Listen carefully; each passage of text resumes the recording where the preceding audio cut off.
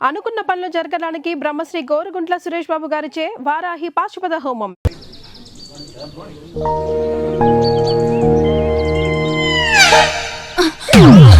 నేను అడిగిన దాని గురించి ఒక్కసారి ఆలోచించండి. కావాలంటే డబ్బులు ముందే ఇచ్చేస్తాను. ఏమండి?